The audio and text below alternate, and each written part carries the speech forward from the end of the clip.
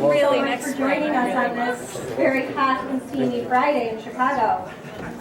We normally have this conference in the winter, so it's actually really nice to have it in the summer, a little bit of a change of pace. Before we turn it over to our keynote speaker, we just have a couple opening remarks. So we'll go through a little bit of a conference overview, give you some logistics for the day.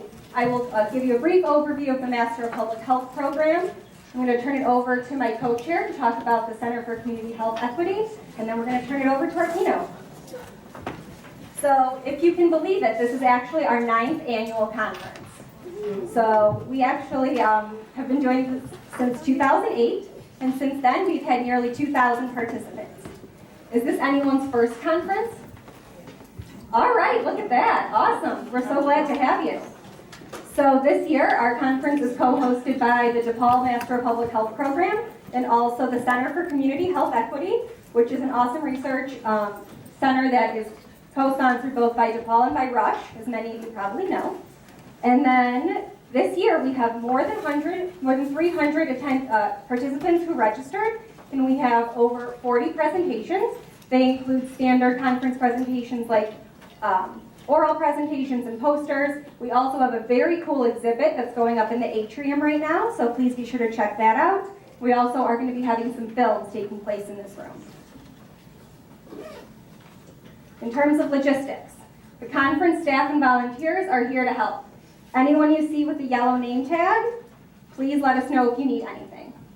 Restrooms and water fountains can be found across the hall from where you walked in, kind of past the registration table. We have coffee and water here now. We're going to be doing a refill of that this afternoon. We also have boxed lunches. Lunch session is open, so you can feel free to grab a boxed lunch and sit in any of the conference rooms. And then we're also going to have our poster session during lunch. While the posters are up all day, the presenters will be standing near their posters during the lunch session in case you would like to talk to them about their work. We also have an overflow Magic. So we also have an overflow or a break room, and that's room 8201. It is actually on the other side of the atrium. In case you need to check email or do whatever else you need to do, that's just an open space. There's no presentations in there. When you walked in, everyone should have gotten a folder that has a conference booklet with the schedule, as well as some additional information about our keynote speaker and presenters and conference staff. Then you also have an evaluation form, which is public health salmon colored. It's very appropriate. Please make sure you fill that out at the end of the day. We really do take your feedback into consideration when we plan future conferences. Okay. So how many of you are familiar with DePaul's Master of Public Health program? Okay, so it's new to some people in the room. Great.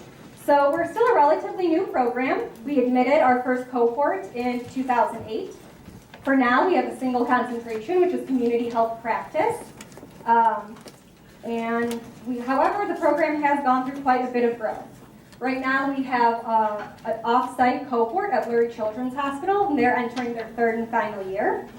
We also now offer a global health certificate to anyone who's interested in doing that. It's a very brief application process.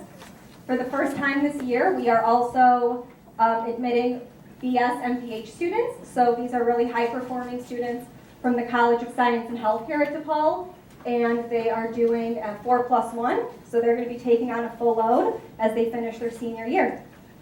Really exciting. Then we also have a couple additional irons in the fire that we're not quite ready to announce, but you'll all be getting updates as soon as we are.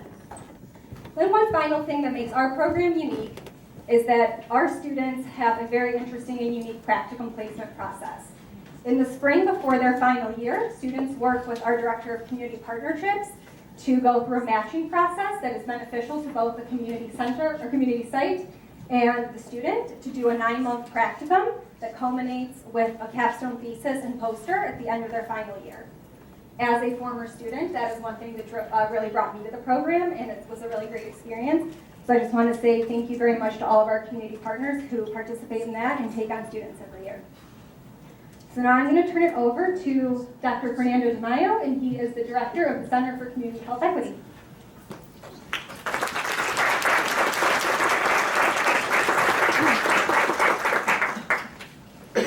Hi everybody, good morning. It's really nice to see you all, and especially it's nice to see first-time attendees at the conference. We're eager to talk with you, we're eager to learn about your work, and to share the work that we're doing. It's a great pleasure to co-sponsor or co-host the conference this year with our Engage program. Indeed, our center is fairly new. It was at this conference last year that we started to first publicly float the idea of the center. Without a major grant behind us, we kind of brought together about 30 or so affiliate faculty, both within Rush and DePaul, who are eager to work on health equity questions. We have faculty from the College of Business, from our MPH program, from sociology, from geography, talking and working with doctors and nurses, and I think doing innovative work, some of which will be featured in some of the sessions at the conference this year. I urge you to visit our website at healthequitychicago.org to learn more about our work. We have an interesting working paper series, and we're eager to get people writing as part of that series. So if you have something you want to write about and contribute to the discussion, please do so. You can also email me or my colleague Ross Shaw, who's the co-director of the center, at any time. Before I introduce Pat Ocampo, I want to say a brief word of thanks to the conference organizers, Victoria most of all, who pulled this thing together. Please a brief round of applause.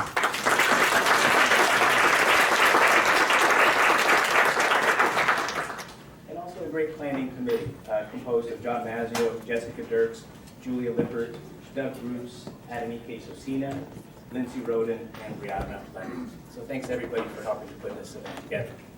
Also, thanks to all the conference volunteers. There's a lot of you, and this only happens with volunteers like you, so thank you very much. Okay. It's a great honor to introduce Pat Ocampo. Pat comes to us from the Center for Urban Health Solutions at St. Michael's Hospital.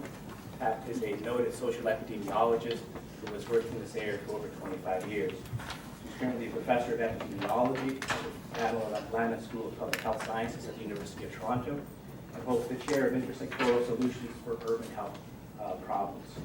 She's the co-lead on the University of Toronto's Healthier Cities Hub, the research and education unit dedicated to work in partnership with community organizations to improve the health of those residing in urban areas. As a social epidemiologist, she has been conducting research on the social and political determinants of health and health inequalities for over 25 years. Her work often focuses on upstream factors, quantifying the impacts of structural issues and programs. Most importantly, she works to develop and propose concrete solutions to those problems, and we'll hear about some of that work today. So Pat, it's a great pleasure to welcome you.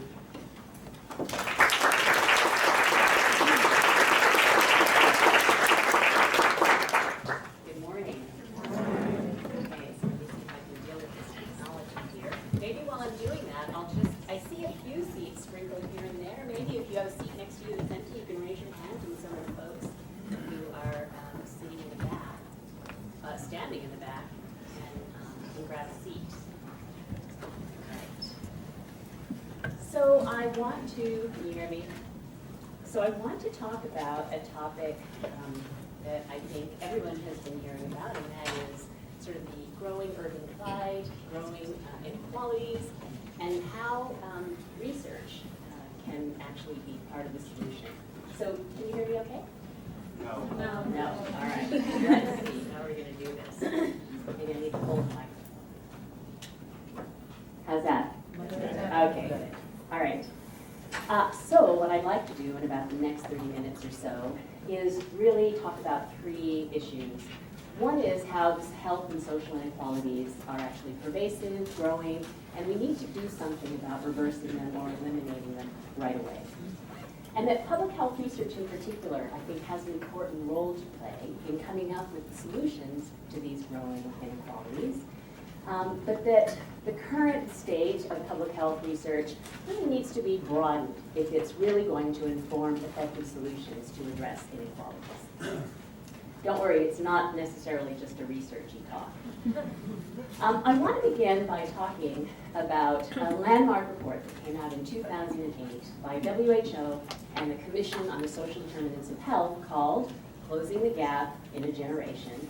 It documented for the first time the worldwide existence of these inequalities in every single country around the world and the need to close those gaps quickly and rapidly, thus in a generation. Unfortunately, since that time, we haven't necessarily made much progress in closing those gaps. In fact, Oxfam recently released some information showing that, in fact, wealth is concentrated in ever more or fewer hands at the top, where we have 85 people in the world having the same wealth as the rest of the 99%.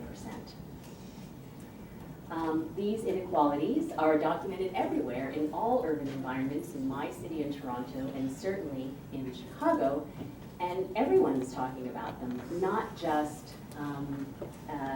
academics or those who like to write reports and commissions, but the media here in Chicago is talking about a shrinking middle class, which tends to happen when you have high levels of inequalities. There's employment gaps among subgroups, and it's not just the media, but citizens are gathering together, and we have the Occupy movement who called for immediate action on addressing these inequalities. And even presidents and presidential candidates are talking about inequalities as being the defining issue of our time, and also un-American that we have such wide and growing inequalities. Now, there's a couple of myths, maybe, that I would like to talk about. One is that those myths are, one myth is that the gap is fixed, that we are not necessarily going to be able to do much about it. But that's not the case at all. In fact, the gaps exist because of historical and contemporary societal factors and policies that actively maintain or increase the gap. So that means we don't have to be creative and think about new solutions and think about how we can innovate to do something different. We can actually stop doing a lot of what we're doing now, and those gaps will begin to close. The other issue I wanted to mention is how it's very much related to our policies, as I just mentioned. These are data that come from a book on inequalities called The Spirit Level by Wilkinson and Pickett.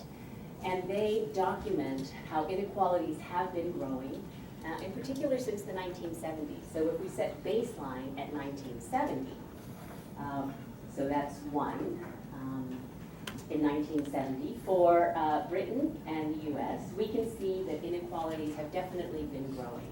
There hasn't been a period where they've been reversing, maybe a little bit here. But the growth of these inequalities sort of grow at a fast rate or sort of plateau, and that's very much correlated with who is in power and the kinds of policies that are put in place under different kinds of government. So the inequalities grow fast when we have a conservative government in place, and they plateau when we have a Labor or a Democratic government in place. Now these data only go up to 2006, so we'll have to investigate what's happened since then. But it's undeniable then that these inequalities are related to national policies, and again, Oxfam has shown a very high correlation between the kinds of policies that are related to deregulation or level of taxes among the rich to the amount of wealth that the richest 1% is able to capture. Here, it's 25% in 2010, as high as it was back in the Depression era, and we can see it's closely linked to how the deregulation and taxes and other kinds of policies have been put in place. Okay, so let's talk a little bit about how those inequalities are related to health. Do these inequalities harm health? Well, we can see that there's a very high correlation between level of inequality. So here we have low inequality and high inequality for each of the 50 states. Inequality is measured by the ratio of the amount of income that the top 10% has in the state compared to the bottom 10%.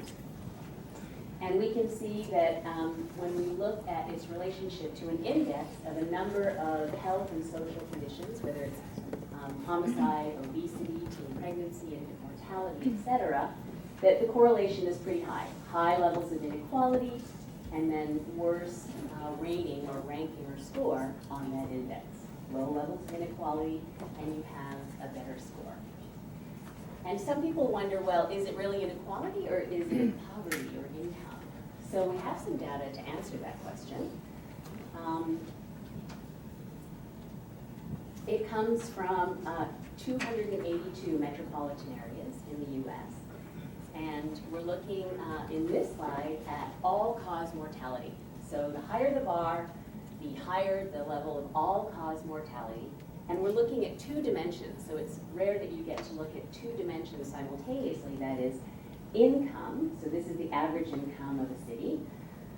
This is low income, and that's high average income, so that's this dimension here. And then we have level of inequalities here. So we have low levels of inequality, so people in these environments here are relatively equal. And then we have high levels of inequality here. And so people in that environment are relatively unequal. And so we see the gradients that we expect by income. For example, we do see gradients, but we see steeper gradients for inequalities. There's no question here that the steepest gradients we see here are for a level of inequality. So you can be from a city that has an average high income, but it doesn't protect you from having high rates of mortality. You can also be a city that has a low level of income, but if you're in an area that's relatively equal, you're doing much better than these cities here who have high levels of income. So really, it's inequalities that are driving some of these problems, and not just poverty or income. All right, so I've thrown a lot of information at you. Let's just kind of review. Why should we reduce these inequities? Well, first of all, we saw that inequalities affect everybody, not just those at the bottom. Inequality may be a more important predictor of well-being, population well-being, than income or poverty. And inequalities are unfair. They are avoidable. And so we should and can be doing something about them. So what should public health be doing about it? In particular, what kind of evidence should we be generating to really inform solutions to these inequalities? Well, I'd like to focus on three areas. One is we should be focusing on the root causes of inequities. The second is we should be focusing on solutions. And third, we should be using our research to ensure that the best interventions are effectively implemented. And I'm sure no one will argue with these points. It's just, how are we doing? What is our grade? All right, so let's take the first one. The commission in 2008 that I mentioned, they also came up with this kind of complex conceptual framework, which showed what are the drivers of bad population health or inequalities. And you can see that while there's a number of factors that are listed here, they broadly fall into two categories. We have intermediary determinants of health, which are things that we commonly think of and often work on in public health. So smoking, diet, exercise, things like that. And then we have structural determinants of health. So those are things like the generosity of social policies or employment or labor markets or public policies. So the commission noted that the structural determinants of health are actually not only just the causes of the causes, but as Sir Michael Marmot says, who led the commission, they're the causes of the causes of the causes. So they're definitely the root causes of the problem. And if we deal with those, we're going to more effectively address the impact on inequalities than if we deal with intermediate causes. Now, a quick review of the literature for a 3-year period kind of revealed that most of our public health research falls on the area of the intermediary determinants of health. In fact, when we did a 3-year search, we found that of about 1,000 articles, only about 25 of them dealt with the structural determinants of health. So I'd like to see that proportion be higher of the structural determinants of health. Now this 3-year search is a little bit old, a couple of years old. I bet if we did it now, it would be higher, but I don't think it would be anything close to 10, 15, 20, 50%. It's still quite low. One of the reasons that happens is that we focus on some of the intermediary determinants of health is because of the sources that we use for our data. We tend to use data, we have a wealth of data on individual characteristics. We have national surveys like NHANES, we have vital records that I tend to use in my research on pregnancy outcomes, we have the medical records, and they all focus on characteristics of individuals, they're easily accessible. and we use them to understand health outcomes and also health inequities. The problem is those data sets rarely contain information on those structural determinants of health. So we're unable to kind of get at the causes of the causes with the data sets that we heavily rely on. And there's consequences to that. So I want to tell you about an older story, but I think it's relevant for today, about Baltimore, where I spent 20 years of my life. And this is a nice picture of Baltimore. This is not the neighborhood that I did my research in. In Baltimore, in the 90s, there was a big national program trying to reduce infant mortality. Actually, and it still exists today. And Chicago has one, so you may have heard of the Baltimore Healthy Start program. Has anyone heard of the Healthy Start program? Great, good. All right, so it started in the 1990s, where a handful of cities were actually funded for this demonstration project. And there were a couple of unique things about that project. First of all, we got a lot of money. We had $40 million over 5 years to cut infant mortality in Baltimore in half. And it's not easy to spend $40 million, by the way.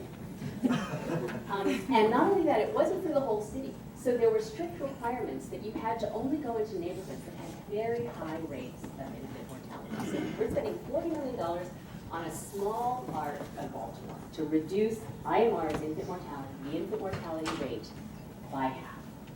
So I was young, and I was the evaluator on the project, very eager, and they wanted to know how to spend the money. So the designers of the program in Baltimore said, okay, what does the literature say? How do we deal? And what's great is they wanted to go well beyond just prenatal care, and they wanted to deal with those structural determinants of health. So how do we spend the money? Do we spend half of it on housing, most of it on employment? Do we think about the kinds of social services that these families have access to? And they wanted to know what the literature said. Guess what the literature said? Didn't say very much. We actually didn't have studies that linked those structural determinants of health to infant mortality. The literature couldn't tell the designers of the program at the city how to most rapidly reduce infant mortality by addressing those structural determinants. And sadly, I think if we did the same study today, we're not going to see very much. Now, if it makes you feel any better, health isn't the only one who ignores some of the structural determinants of well-being. Around the same time, there was other reforms going on. Welfare reform was going on as well. And there were millions and millions of dollars being spent on trying to figure out what are the best solutions to eliminating poverty, because welfare wanted to be reformed in that way. And there's a very good book by OConnor who came out with a study, an assessment, talking about how poverty data kind of failed the policy people. And they came up with kind of the wrong solution because of the same problem. Now, OConnor summarizes the problem as the things that were being left out of research because of data limitations. Poverty analysts rarely incorporated institutional practices, political decisions, or structural economic changes into their research. The focus was on individuals and their families. She goes on to say that the data made it easier to think about poverty as a failure of individuals rather than of an economy in which middle and working class, as well as officially poor Americans, face diminishing opportunities. So this tends to be a prevalent problem in our social science and our health research, is that we don't have the ability to focus on the causes of the causes. And so that's something that really needs to be changed. I think it is fixable. It won't be difficult to do, but we have to make an effort to do that. Okay, so I want to focus on the second issue that I mentioned, and that is focusing directly on the solutions, having our research focus on those solutions. So I have this kind of schematic here, which probably oversimplifies research, but we might be able to divide research into two camps. One is problem-focused, where we figure out what the magnitude of the problem is, who's at risk, what some of the correlations are with risk factors, sometimes with the social determinants of health. And then we have solution-focused research, which tend to be evaluations, systematic reviews, policy analyses, synthesis of evidence, and so that's solution-focused research, and we need both types to really address any issue. However, it tends to be a little bit imbalanced. We have a little more, really a lot more problem-focused research and not enough solution-focused research. Let me give you an example of what problem-focused research looks like in the area of inequalities, and we tend to have a lot of this. So this is, for example, low birth weight or smoking in pregnancy displayed by various determinants of health. So here we have race and we have education, and we see and demonstrate the gaps. The problem is this it does focus on the gaps, but it doesn't focus on the causes. Why? So if I were to look at this, how would I know what to do in terms of thinking about education and how I might use that to lower rates of low birth weight or smoking? This kind of information doesn't tell us how to get there, how to implement solutions. So again, we can think about our framework for the social determinants of health, and what we need to do when we look at these factors, whether they're intermediary or structural, is we need to focus on the arrows. We need to focus on the why. How are these causally related? How are these factors causally related to the outcomes? We don't want to just demonstrate associations. We want to know pathways. We need to reveal those pathways and interrupt those pathways, because that's how we're going to make change. Just demonstrating associations alone isn't going to get us there. So again, our epidemiologic data actually don't contain information on who's participating in programs. We know that there's a lot of programs out there, a lot of programs available to address a number of health issues or social issues, but we're again stuck with information about individual characteristics and not so much about the kinds of programs that they're participating in, so we can't use that data to generate evaluations, for example. So evaluations are very important, so let's talk a little bit about that. So if we think about our research again, and we put it all on a continuum, we can think about problem description at this end, and then we can think about kind of guiding, using evaluation to guide implementation of effective programs at the other end, down here. And in between, we have other kinds of research, causal research, research that tells us about what theories are best to underline and inform our interventions, outcome, and economic evaluations. So those on this end are really thought of as solution-focused research, right? And so we need all of this research, but we really need more of the solution-focused research if we're going to come up with effective programs and know which programs work and know which programs don't work. So we need this kind of research in these proportions here. We need some problem description, but we need more outcome and economic evaluations, and we need a lot of implementation guidance.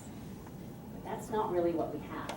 So there's been some literature reviews showing that, in fact, the proportion of solution-focused research is relatively small.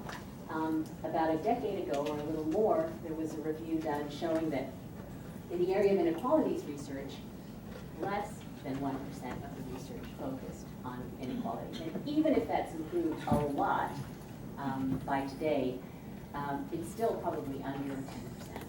And that's a problem. Because what we need is we need more solution-focused research compared to problem-focused research. But what we have is we have a lot more problem-focused research. Probably for every 10 articles on problems, we may have one on the solution. And so that balance needs to be changed as well.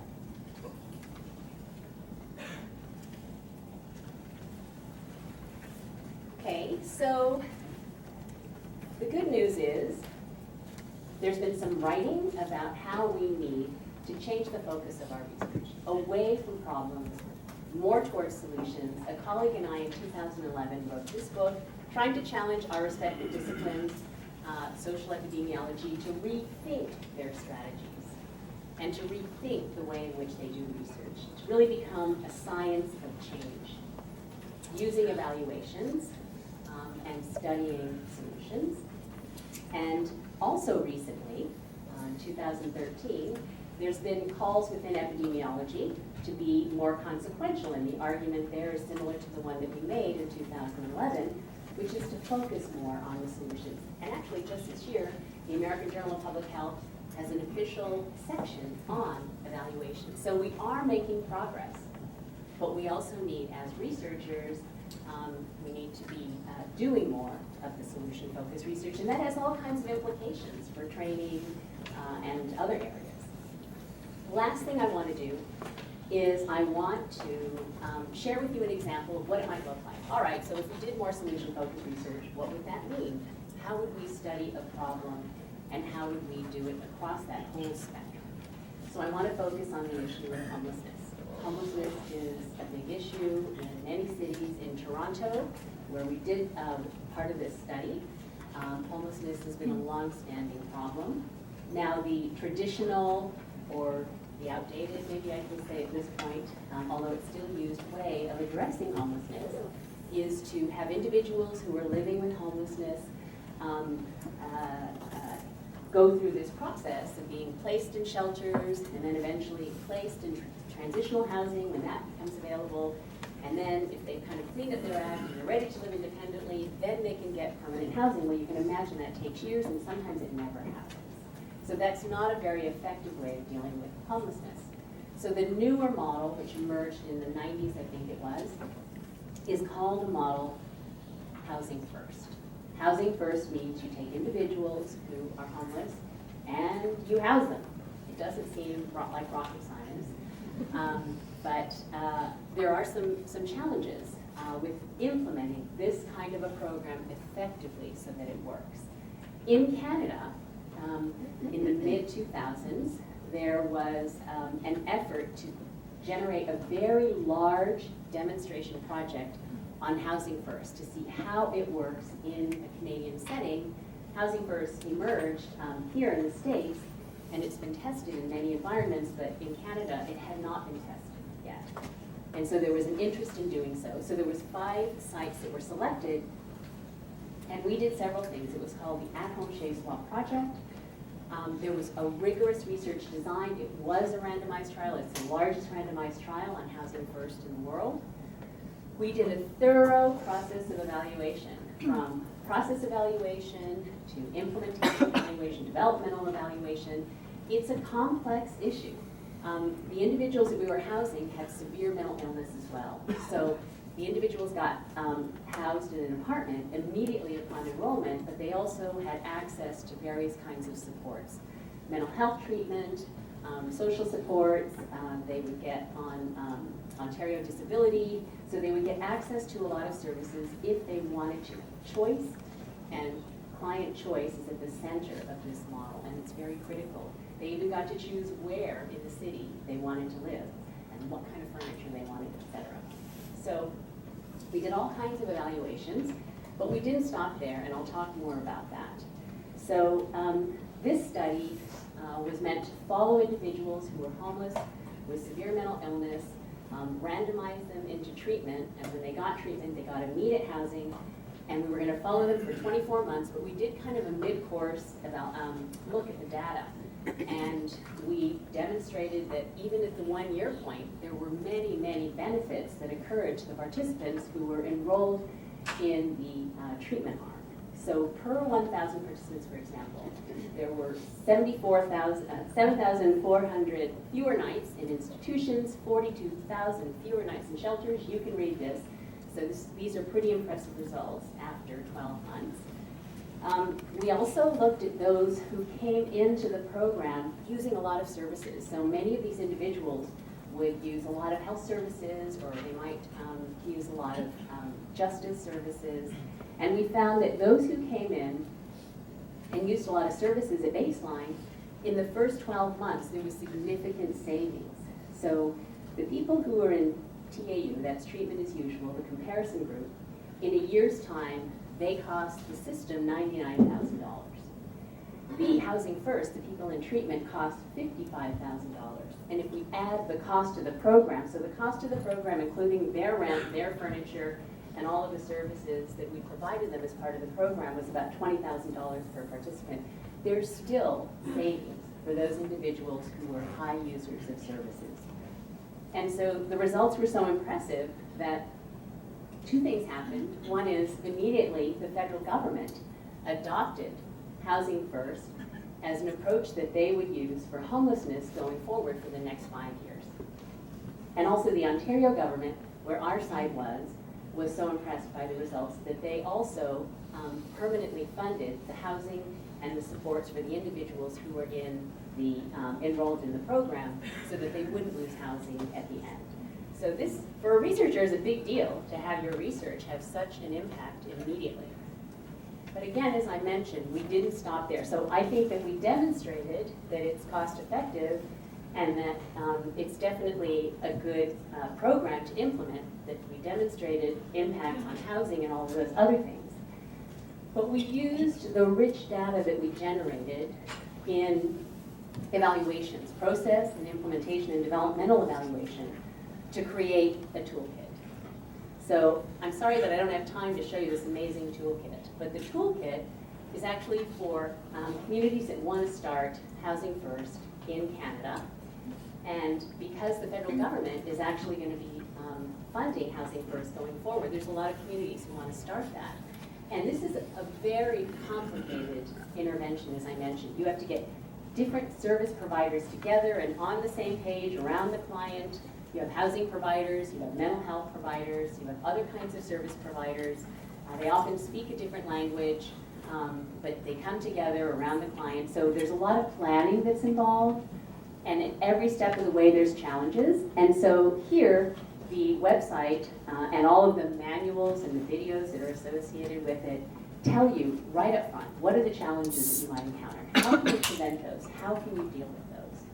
And so really, this toolkit is an evidence-based implementation guide to dealing with homelessness. And if you want to implement Housing First, how to do that with as few bumps as possible. You're going to encounter bumps. Okay, so I've given you some ideas about how our research needs to change and what it could look like if we were to focus more on solutions. So let's go back to that first question. Is the evidence failing us? Well, I can't say that we get an A at this point in time because we need to really rebalance the proportion of problem-focused research with solution-focused research. We need to do more of the latter. And when we do more of the latter, we need to have both evidence-based guidance on what to do, but also evaluations to guide the implementation of these population-based interventions so that we minimize harm, that we maximize effectiveness, and that we build up our evidence base on what works. And everybody has a unique role to play to ensure that we're doing all of these things. So let me get a sense here. Who here does research? All right, so there's a few of you who do research. So as researchers, you need to ask yourself, what are you going to do to ensure that we're generating the right kind of solutions research? Now, who here works in services or as a decision maker or program planner? All right, so you have a role to play as well. You need to ask yourselves, what kind of evidence are you going to ask these researchers for? Are you going to ask them for some problem-focused research? I'm sure you are. But hopefully you're going to ask for more solution-focused research and evidence to help you do your work better. All right, who here is a student or a professor who teaches students? All right, so you also have a job. You need to think about what are the skills and competencies that you're going to expect from your training program. And there may be other discussions that we can have. So this is the end of my presentation, and I'm happy to answer any questions that you might have or hear any stories that you might have to share. Thank you very much.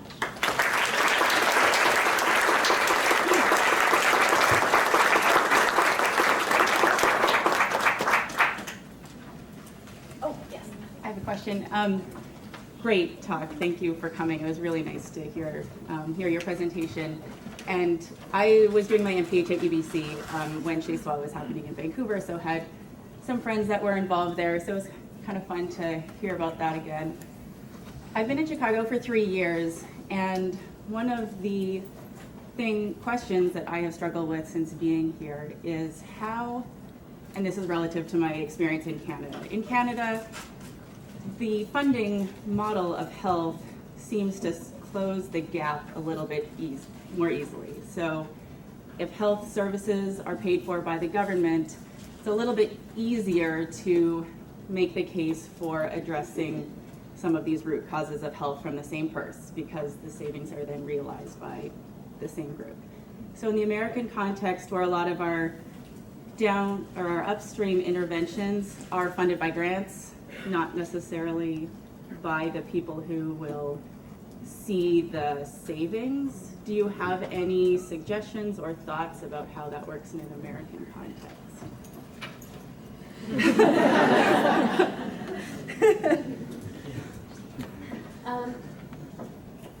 Well, I do know that there are, this is probably not the ideal answer, but there are cross-sectoral initiatives in the US and all over, actually. Mm-hmm.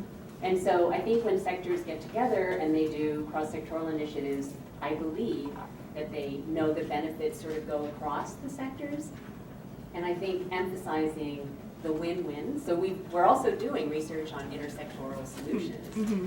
And something that has come up, again, this evidence-based, is that emphasizing the win-win for everybody as sectors get together and try and jointly address problems, I think is an approach that could be used. I think there's many other approaches, but that's kind of one way of thinking about it.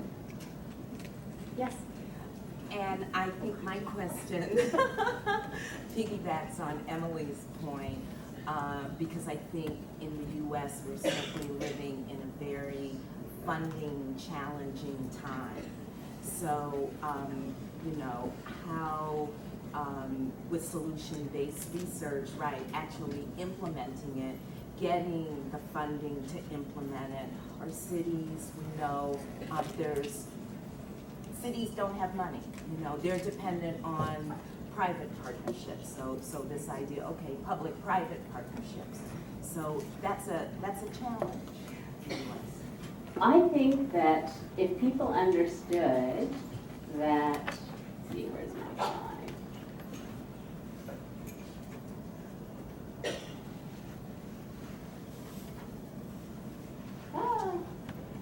It's a slide on, anyway, the slide that shows how inequalities affects everybody. Yes.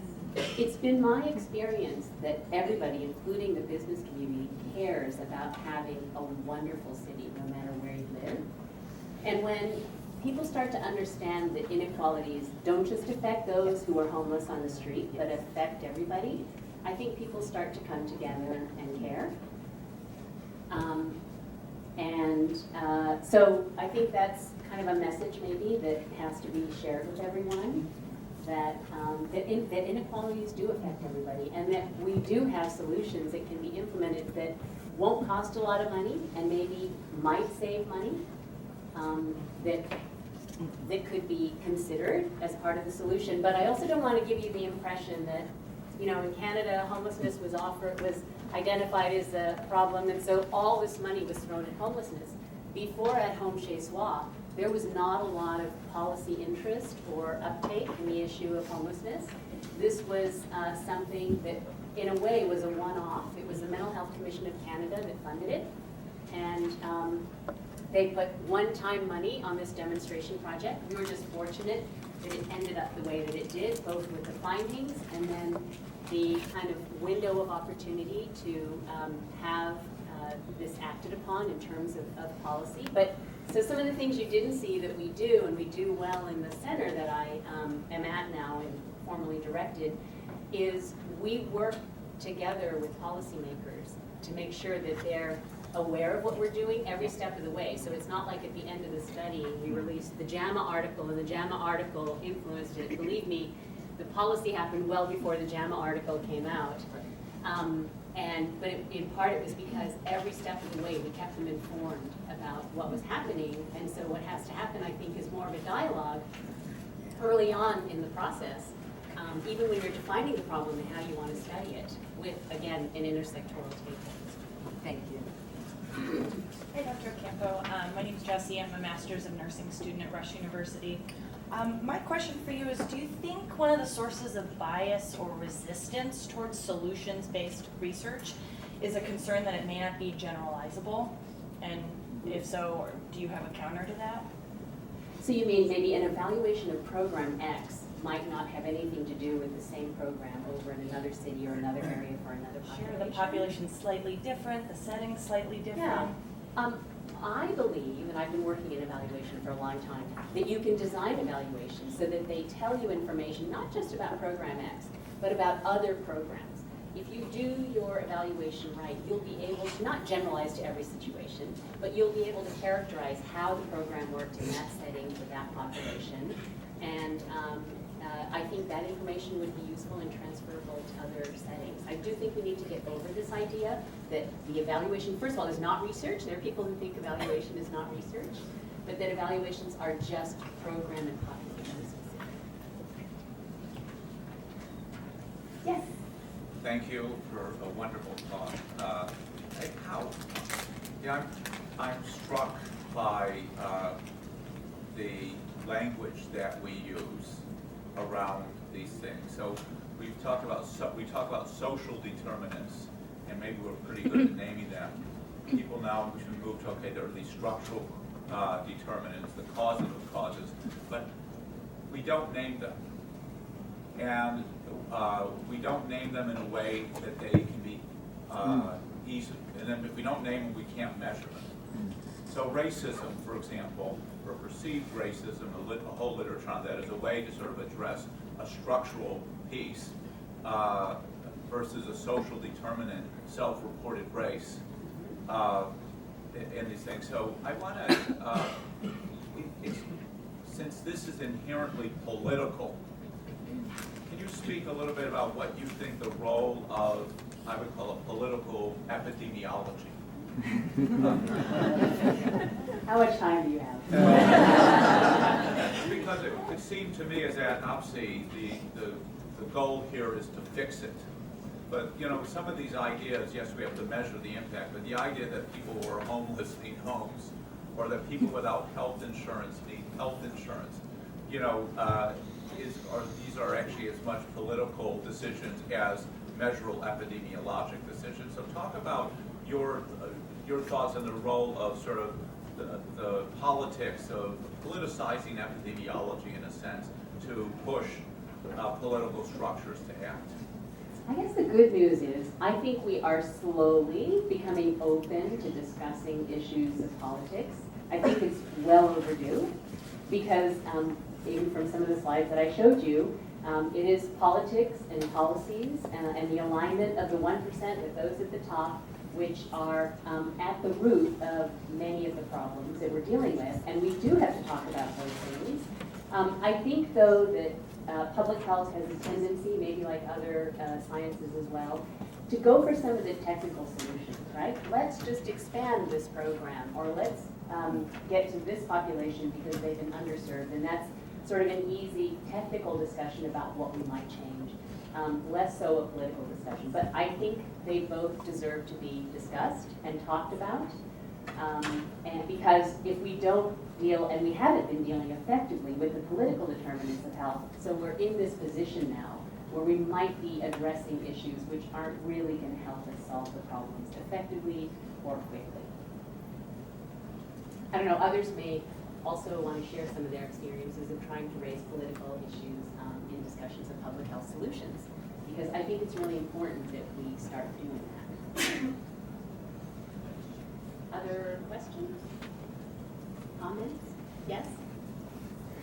Thank you. I'm Amy Zimmerman. I run the Chicago Medical Legal Partnership for Children. I know there's been some movement to get medical legal partnerships in Canada. I'm not sure where that's at, but something that really plagues medical legal partnerships all across the United States is really sort of trying to show that value to our potential funders, which are now going beyond the grant community because they funded us for many years. We're trying to get the medical institutions that we serve to recognize the value. And so I don't know if you've thought about things that are not as easy to show the value to the partner. So if we get a child on supplemental security income benefits over $700 a month for that family, that's going to be incredibly meaningful and will probably make a difference in terms of their ability to follow up on the care that they're receiving. But showing the hospital that value is really challenging for medical legal partnerships. And so I'm wondering if those are things that you've thought about as well. I'm sorry I don't have a great answer for you or an easy answer that will help you have somebody act on the value that you're able to demonstrate. But I guess the other thing I'm hoping I didn't oversimplify in the story of homelessness is that while we did show value, that isn't always the way to make change. I mean, again, I think maybe showing value falls into that category of thinking about technical solutions to problems. And I know that even if you can show value, not everybody is going to react to that positively and make the change that you think should be made. So it isn't a simple equation of strong evidence, with great results and show value equals change and support for the kinds of interventions that should be implemented. In fact, that's what gets at some of the political issues. We have to throw the politics in there to really understand when and whether and how change happens and support for certain issues happen. So the more we understand that piece, maybe we'll begin to understand how to better use some of this evidence. Yes? So, great presentation. First off, I wanted to say that, we don't talk about cross-structural inequality, and you're right, it is basically a next step of this evolution. When we incorporate structural social work into social work classes, it adds another dimension to the actual practice that ties both the practice focus but also the organizing activity practice in a way that to me is very, it goes beyond just treating individuals and their issues and organizing these solutions as political solutions to these issues. So to me, I think this is one of those topics that in social work you really have to be much more intentional of, and I really admire your work. We need to be doing more of that in Chicago. Thank you. If I could ask, do you have any advice or any remarks you could offer about carving out institutional spaces within universities to carry out either solution-focused work or health equity work in general? Your center has been an inspiration for many people, so we're just kind of interested in a little bit of that history. Yeah, sure. When I started directing a center similar to the one that's here in 2004 in Toronto, and when we started, we actually focused probably exclusively on problems and problem-focused research. And so I directed it for 10 years, and over that 10 or 11 years, over that 10-year period or so, we then moved to doing more solution-focused research. But one of the ways in which we were able to do it, so my center was called before, now it's called the Center for Urban Health Solutions. It used to be called the Center for Research on Inner City Health, is a lot of our research is partnered with those affected communities. And I think making a space where those partners feel welcome and feel like that space is theirs as well is really important. In fact, a lot of our research is not identified because we see a gap in the literature. In fact, a lot of our research is identified because our partners say, we need this kind of evidence, or we need more evidence on this kind of a problem. So making sure that you have the space and processes in place so that you can welcome community into the center, I think would be really important. It was very important for us to make sure that our evidence is used. I mean, we try and make sure that all the evidence and research that we do has direct application to some kind of problem. Yes, we do publications, but that's almost secondary to what it is that we want to do, which is make a difference. So, we say that we do research to support social change. That's our primary mission. So we make sure that our research has an impact. I think working on how to, engage with communities effectively so that partnerships are democratic and equal is also a really important set of activities. And that's not necessarily easy given institutional constraints. So some of the research that we do are with Indigenous communities, and ethics from Aboriginal communities in Canada suggest that they would like to own the data, right? They haven't really felt like they've benefited from the old way of doing research. So that was a big hurdle to get our institution to agree that, okay, when we do research, you guys not going to own the data. The data is going to be owned by the indigenous community. So working through some of those institutional barriers take time, but I think they're worthwhile.